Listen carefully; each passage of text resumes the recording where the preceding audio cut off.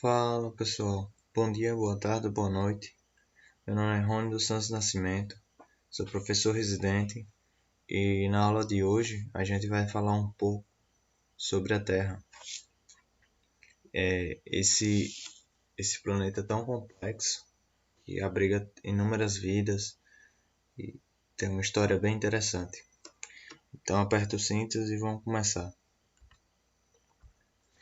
Antes de tudo, separei aqui no sumário o que a gente vai trabalhar na aula de hoje.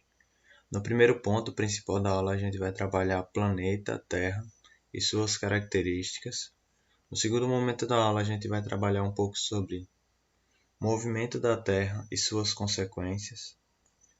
E por último, e não menos importante, vamos falar um pouquinho sobre rochas e fósseis. Lembrando que essa aula é uma aula de revisão, por isso que os conteúdos não estão sendo tão aprofundados. Por exemplo, a aula de rochas e fósseis poderia ser uma unidade só, e agora só está em uma aula de revisão, certo? Então, sendo assim, vamos para o primeiro tópico. Planeta Terra e suas características. O planeta Terra tem cerca de 4,5 bilhões de anos. É muito tempo mesmo de existência. Outro dado curioso sobre a Terra também, que ela teve formação no mesmo tempo que teve a formação do sistema solar, do nosso sistema solar. Então, todos os elementos que compõem o nosso sistema solar têm a mesma idade. Então, cerca de 4,5 bilhões de anos atrás foi formado o nosso sistema solar. E, como é de esperar, naquele tempo, as condições da Terra não eram das mais amigáveis. Por exemplo, a superfície do solo era muito quente. Praticamente só tinha magma, então lava derretida. Que isso impediu a vida de se estabelecer nesse momento. Mas depois da formação, ou o passar de bilhões de anos, teve o resfriamento dessa crosta terrestre, podendo ter a formação da primeira atmosfera. E essa atmosfera, chamada de atmosfera primitiva, foi muito importante para dar seguimento aos próximos passos da vida aqui na Terra. Então veja só, no momento da formação do nosso sistema solar, a Terra se formou pelo choque de partículas, pelo choque da poeira ali da formação do sistema solar. E esse arranjo deu a formação da Terra. E no momento da formação, essas temperaturas eram muito altas. E todo o vapor de água, toda a água que tinha nessas condições, não se formava, não se condensava e formava a água no estado líquido. Ela se transformava em vapor, uma parte dela ia para o espaço e outra parte ficava próxima ali à Terra, formando a primeira característica, que é a atmosfera primitiva. Aí temos uma imagem representativa. Com o passar do tempo, a crosta terrestre resfriou, fazendo com que fosse possível ter água no estado líquido e a formações dos mares e oceanos. E outro vale ressaltar também agora que hoje em dia a gente tem algumas separações da nossa atmosfera, porque a nossa atmosfera tem muitos e muitos pontos que nos protegem, seja ela de raios emitidos pelo Sol ou pelo espaço mesmo, vai refletir esses raios que poderiam nos matar ou impossibilitar a vida aqui na Terra de todo e qualquer organismo. Então, a gente não, né? A ciência separou a atmosfera nossa em alguns estratos. O primeiro é chamado de mesosfera, que está a cerca de 800 quilômetros da, da, da crosta terrestre. A segunda camada, termosfera, que é nessa região de 500 quilômetros que a gente pode ser avistado a aurora boreal. Quem nunca viu, pesquisa aí. É uma das coisas mais lindas que tem no mundo, que é esse efeitozinho aqui de luz que dá no céu noturno, lá próximo aos polos. Então você digita aí aurora boreal, você vai ver muito lindo mesmo. Depois dessa camada, a gente tem a mesosfera, que é uma região de 80 quilômetros de distância. E essa mesosfera, desculpa,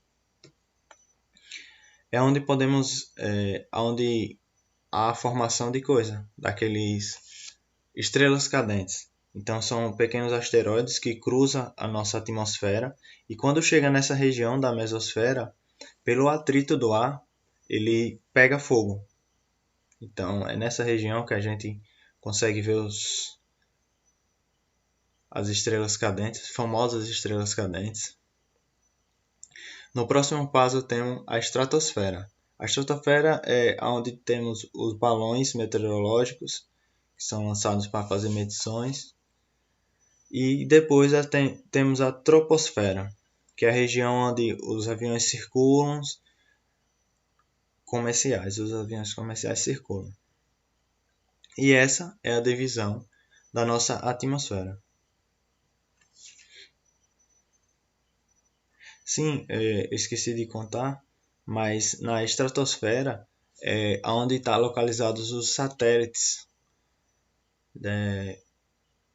que serve para nos guiar. Um exemplo, o GPS. Os satélites de GPS ficam nessa região. Outro ponto importante e relevante de se falar da Terra é um pouco sobre a sua composição. E você sabia qual é a composição da Terra?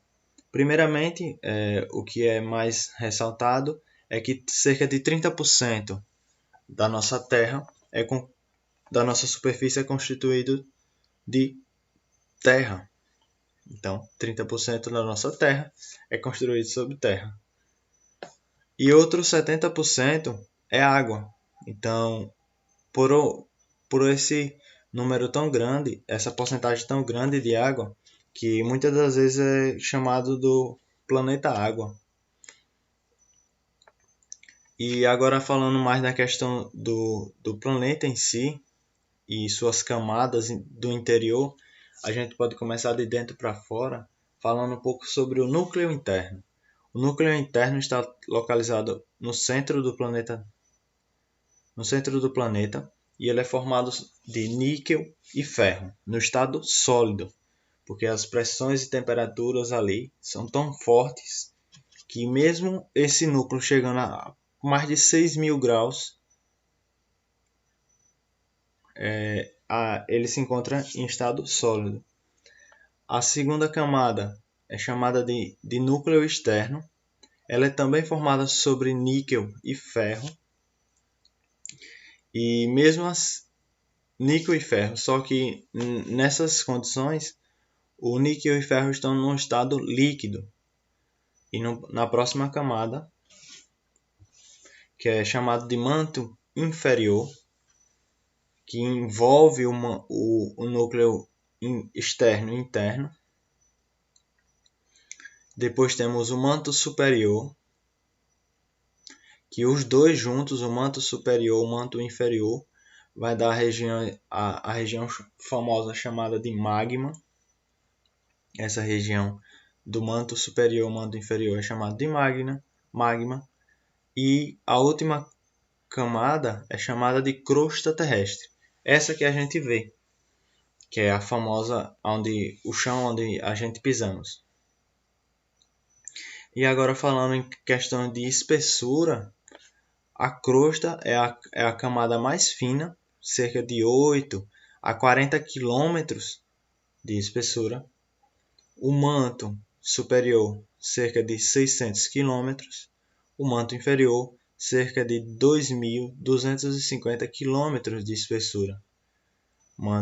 Agora o núcleo interno, cerca de 2.250 km, e um núcleo interno, cerca de 1.300 km.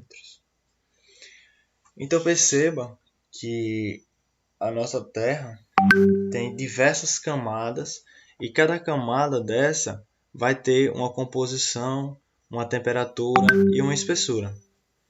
E vale ressaltar também que essa região aqui, ó, do manto superior e manto inferior, é responsável pelos movimentos das placas tectônicas, porque, como eu falei, essa região aqui, ó, do manto superior e inferior, ela é líquida. E como essa parte da crosta terrestre ela é sólida, e essa região aqui tem movimentação, porque é um composto, vamos dizer, fluido, ele se movimenta e junto dá o famoso movimento de placas, que eu falo melhor mais para frente. Desculpe.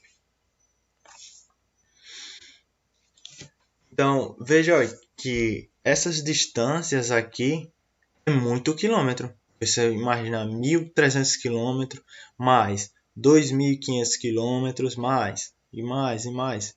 Percebam que quando a gente juntar isso tudo, a gente vai ter aproximadamente o diâmetro da Terra na linha equatorial, que é cerca de 12.756 quilômetros. Então, se a gente pegar um ponto aqui, um ponto na linha do Equador de um lado, pegar uma trena e passar ela até o outro lado, a gente vai ter basicamente quase esse número aqui. E se a gente pegar a linha aqui do meridiano de Greenwich, que é o ponto zero, se a gente pegar e traçar também uma reta até lá embaixo para medir o diâmetro, a gente vai ter um número aproximado que é esse aqui, 12.714 quilômetros. Percebam que ela é achatada nos polos. Então, o planeta não é redondo, ele é um geoide. E perceba também que aí a gente pode dizer, a Terra é muito grande, a Terra é muito grande. Mas não é bem assim. Comparado a outros planetas do Sistema Solar, a Terra é muito pequena. Vamos comparar aqui com o maior planeta do Sistema Solar, que é o Júpiter. O de diâmetro, ele tem mais de 142 quilômetros de diâmetro. Então, é um baita de um planeta. Prosseguindo, como eu já mencionei antes, a crosta ela se movimenta. E durante toda a evolução da Terra, ela não teve essa mesma formação. Então, no início, era um continente só. Todos os continentes do mundo era um só, chamado de Pangeia. A Pangeia acontece lá pelo Permiano, dando depois passando para o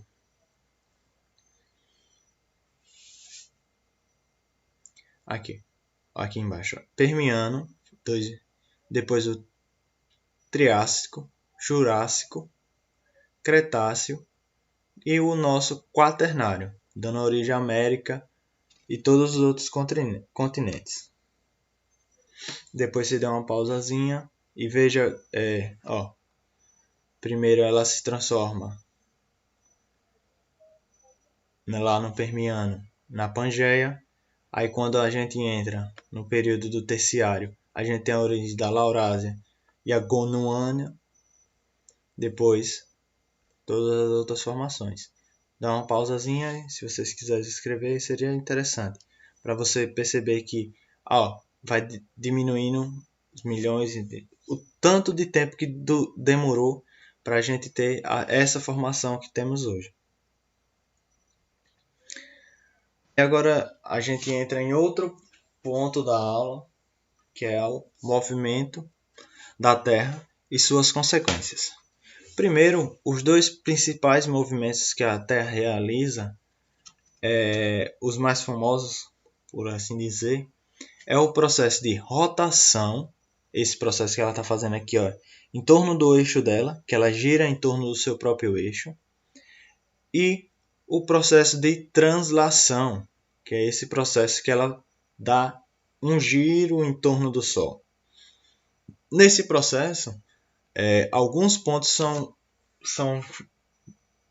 devem ser chamados de atenção.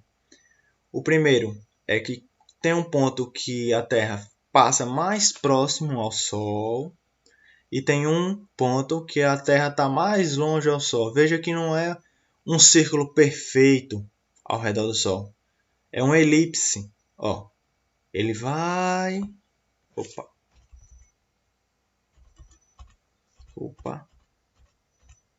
Aqui. Ó, ele vai próximo ao Sol, depois vai lá vai longe, depois volta para o Sol. O ponto que ele fica mais próximo ao Sol é chamado de periélio. E o ponto que está mais afastado do Sol é chamado de afélio. Uma dicasinha para vocês decorar quando a Terra está mais próxima ao Sol e quando ela está mais longe, qual é o nome que se dá, é só você lembrar o seguinte, ó, periélio, perto. Então, periélio, a Terra está perto ao Sol, que é o hélio. E afélio, afastado. Então, ele está afastado do Sol. Então, os dois principais movimentos, quais são? Rotação e translação. Então, essa movimentação toda de rotação e translação, o que é que elas vão gerar? O processo de rotação vai gerar os dias e noites. E o processo de translação vai dar origem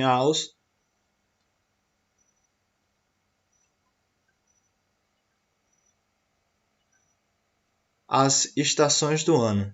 Então, processo de rotação, dia e noite, processo de translação, estações do ano. Que eu vou explicar melhor mais para frente. Agora, só de curiosidade, vejam, a Terra demora cerca de 24 horas para dar uma volta no seu próprio eixo. Na verdade, seria 23 horas.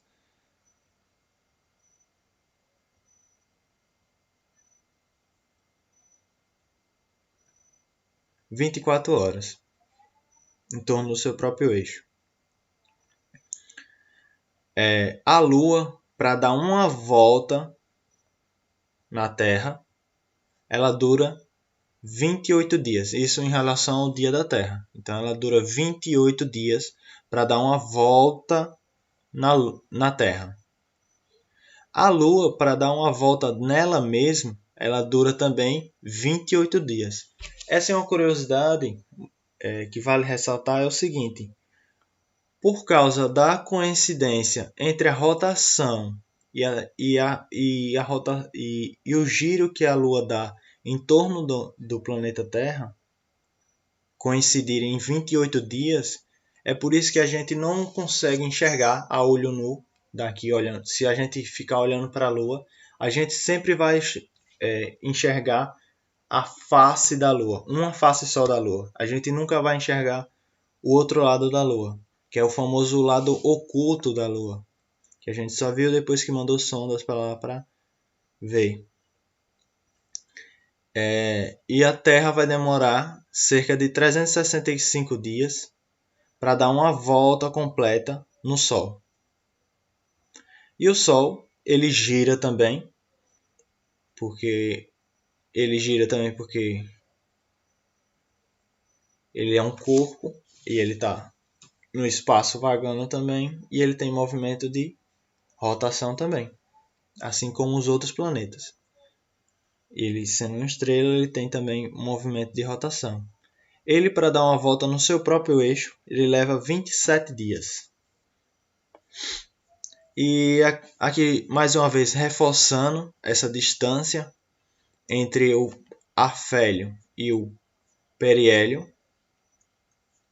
Veja ó, a diferença da distância em quilômetros. E agora a gente vai falar um pouco sobre as estações. Sabemos também que essa diferença de estações, seja no hemisfério norte e no hemisfério sul, é dado pelo grau de inclinação da Terra. Então, essa inclinação da Terra, ó, veja aqui que ela não está retinha. Ela tem essa inclinação aqui, ó, de 23 graus, ponto 5.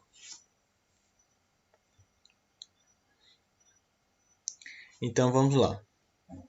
Tem alguns pontos que está aqui marcado na letra A, letra B, letra C, letra D, que ó, na letra A é chamado de solstício de junho.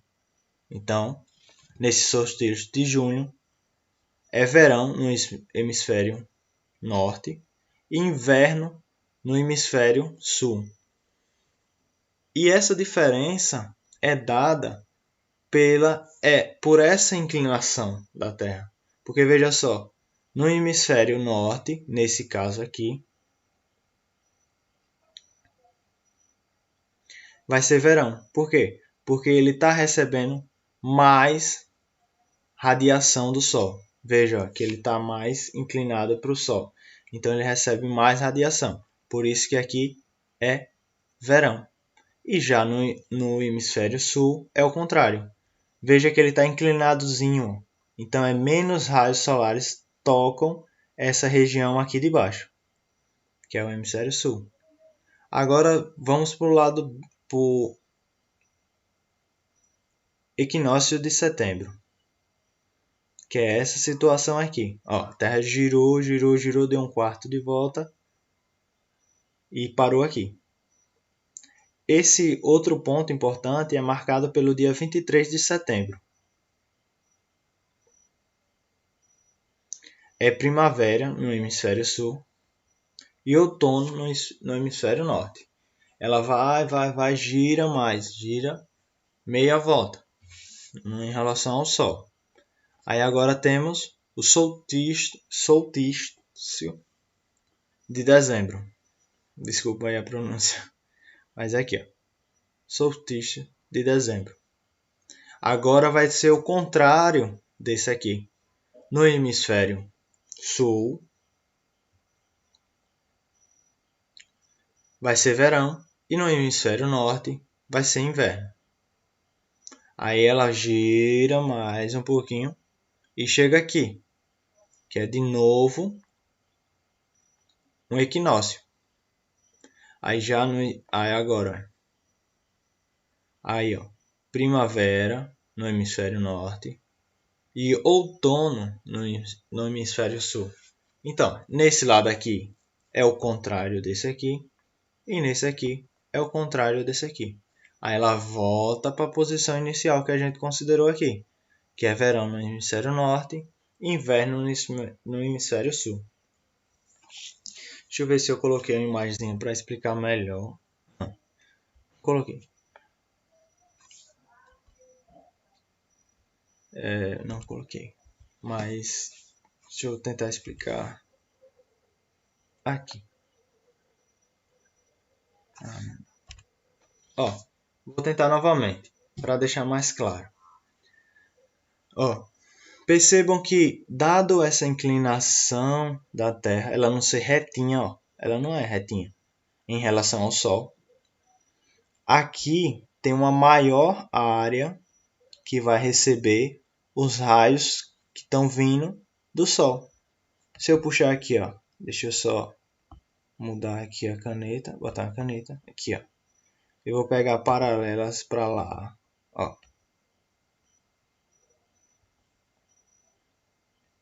Tá vendo?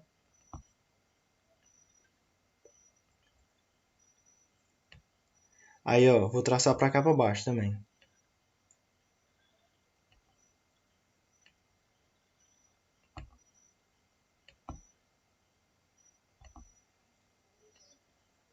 Percebam Ó, vamos botar mais uma. Aqui não tá nem pegando no sol mais. Mas vamos considerar que tá.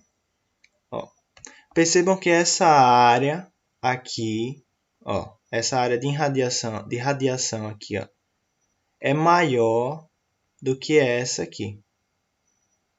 E por essa característica dessa área aqui, ó, que está iluminada, essa área toda aqui, ó, por ela estar mais iluminada, mais radiação, por isso que aqui no hemisfério norte é verão. E no hemisfério sul, como é menor a radiação, é inverno. Certo? Espero que ficou claro. Qualquer coisa é só entrar em contato. Certo? Vamos para o próximo. Então, a gente falou um pouco sobre a Lua anteriormente, mas o que é que ela interfere diretamente, além de dar a questão das quadras da Lua? O que é que ela interfere mais? Ou para quem está apaixonado, desejar que vai dizer que vai dar a pessoa amada. Para que ela serve? Ela vai ter ponto muito importante na questão das marés, formação de marés. Lembrando lá que da força gravitacional, né, que um corpo exerce sobre outro. Então, quanto maior a massa do corpo, maior sua força gravitacional. Perceba, ó, a Terra tem uma massa relativamente grande, ela faz força de atração na Lua. A Lua também tem massa, então ela faz força também de atração da Lua com a Terra. E o Sol tem mais massa ainda do que os três e puxa todinhos para perto dele. Mas agora você pode estar se perguntando, sim, se tem a força gravitacional e essa força atrai os corpos, por que todos não se colidem? Por que um não bate no outro? Se você teve essa pergunta, foi uma sábia pergunta. Pelo movimento de rotação e translação. Porque veja só, quando a Terra ou qualquer outro... Vamos usar esse movimento aqui para eu explicar melhor. Perceba, a Terra está girando em torno do Sol. Está girando, mas vamos supor que eu pegue e destrua o Sol. Pum, destruiu o Sol. A Terra tenderia a escapar pela tangente. Então ela tenderia a escapar. Ela ia em linha reta. Mas como o Sol está querendo puxar e a Terra está querendo ir também para lá, aí acaba que ela gira em torno do Sol. A mesma coisa com a Lua.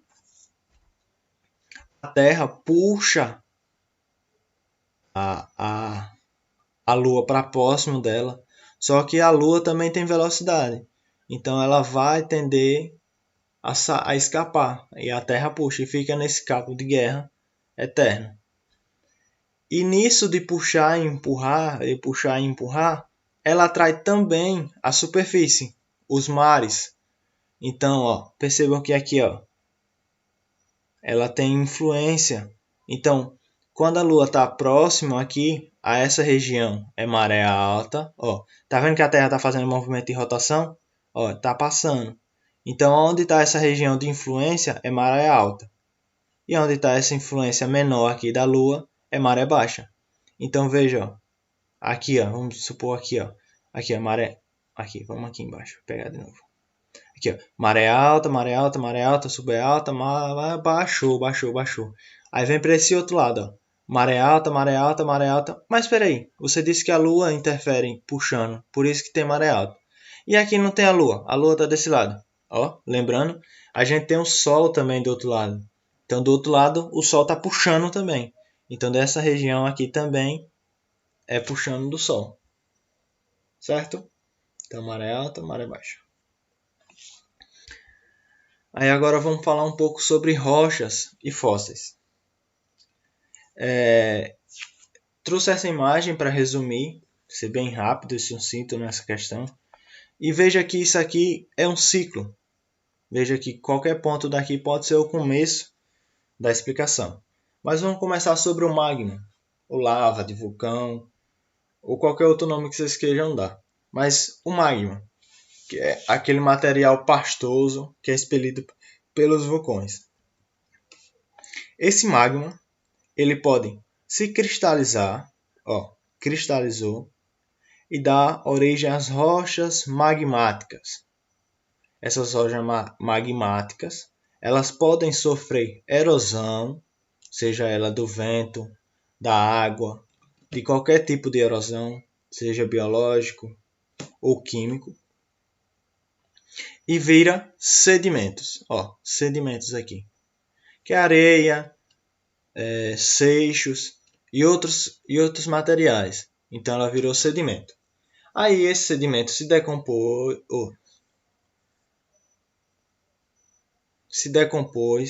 em um local, se armazenou em um local, melhor dizendo, e passou muito tempo e essa rocha se transforma em uma rocha sedimentar. Sofre um processo de litificação e ela se transforma em uma rocha.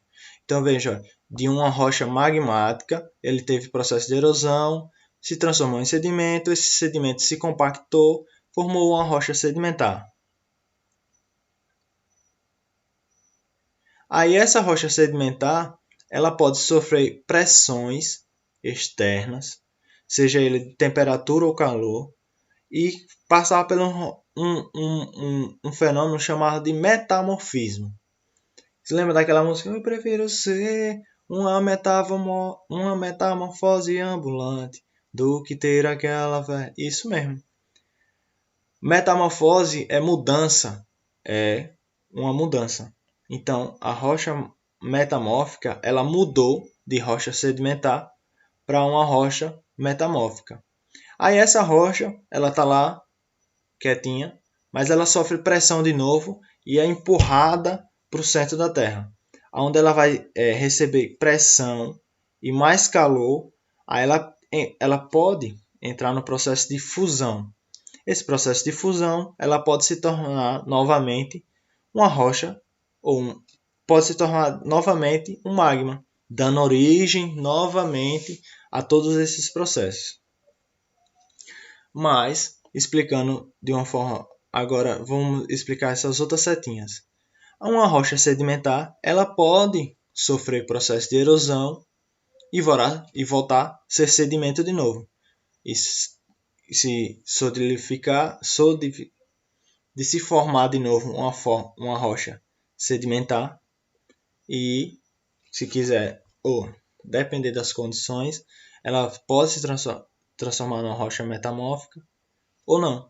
Então, só para deixar claro, aqui também, a rocha magmática, ela pode também, em vez dela sofrer processo de erosão, ela sofrer processo de metamorfose, seja ele por pressão ou qualquer outro mecanismo para que ocorra essa metamorfose na rocha e se transformar numa rocha metamórfica, certo? Nem necessariamente ela precisa só ocorrer esse arco aqui de fora, ela pode ir aqui por dentro também, certo? Uma rocha magmática, ela pode novamente entrar em processo de fusão e se transformar em magma. Perceba que é um ciclo, certo? Agora vamos falar um pouco sobre o processo de fossilização. Temos alguns tipos de fossilização, que é o carbonização, que nesse caso é mais comum com plantas, porque ela tem um grau maior de carbono na sua estrutura. Então, a planta ali... Outra coisa, geralmente esse tipo de fossilização acontece em rochas sedimentar. Por quê? Vamos lá voltar. Desculpa. No processo de erosão e no processo de sedimentação, o animal pode estar passando ali. Aqui, que nem está nesse gifzinho. O animal morreu, aí choveu, ele está ali e tal. Foi alagado, aí caiu sedimentos para cima dele. Esses sedimentos soterraram ele e ele ficou lá debaixo das camadas mais profundas. Teve um movimento tectonismo e mandou ele para cima. Aí os arqueólogos acharam ele. Então, nesse processo, as rochas sedimentares são muito importantes para nos mostrar o que aconteceu há milhares de tempos. Então, no processo de carbonificação é o seguinte: a planta foi lá, ela foi soterrada, né, e nessa estrutura aqui não é a planta em si, é só a composição de carbono daquela planta. Então é que nem uma foto, fica uma foto marcada ali na pedra, certo? Então na carbonificação, a planta perde os seus compostos, seja composto nitrogenado, ela perde os nitrogênios, o oxigênio, todos os outros elementos e só ficam as estruturas de carbono presentes ali. Outra fossilização é a muminificação, que é o caso do âmbar. Do âmbar, pode acontecer no âmbar, pode acontecer também com gelo, que aconteceu recentemente de um mamute ser encontrado. Essa condição de fossilização é muito boa porque ela preserva muito bem as suas características do ser vivo. Então, órgãos praticamente intactos. E para ter uma noção de tal maneira, o mamute que foi encontrado deu para registrar a última refeição que ele tinha comido. Então, é a paixão de um pesquisador encontrar um processo de fossilização do tipo mumificação. Outro tipo de fossilização é a impressão. Vamos supor aqui, nosso dinossaurozinho, ele passou por aqui pela essa região lamacenta, pisou e posteriormente, o animal não morreu aqui. Ele pisou, que nem tá aqui, deixou essas pegadas ficaram aqui, e formaram o fóssil. Então esse tipo de fossilização, que é só a pegada ou rastro ou sinais do animal, é chamado de impressão. Outro tipo de fossilização é a modelagem. A modelagem é o seguinte: é quando minerais preenchem a parte interna do animal. Então tá vendo aqui, aqui não é o animal que vocês estão vendo. Isso aqui são minerais que preencheram a concha desse animal. A concha se perde ao longo do tempo e só fica essa estrutura, que é basicamente a parte interna desse ser vivo. E outro mais conhecido, que é a mineralização. O que é a mineralização? Alguns podem dizer, encontraram ossos aqui. Não é ossos. São réplicas mineralizadas. Então isso aqui é uma réplica fiel ao que era antes da parte óssea desse animal. Só que na composição a gente não tem mais a matéria que era a origem do animal. A gente tem minerais. Então no local do carbono, no local do nitrogênio, no local do oxigênio, no local de todas as substâncias que compõem o osso, a gente tem minerais, certo? E esses são os processos de fossilização. Tem a carbonificação, mumificação, modelagem, impressão e mineralização. Esses são os principais. E por que a gente estuda as rochas, estuda os fósseis? Pela seguinte frase: o passado é a chave do presente. Então, se a gente entende o que aconteceu e quais foram os processos que ocorreram no passado, a gente pode prever o futuro.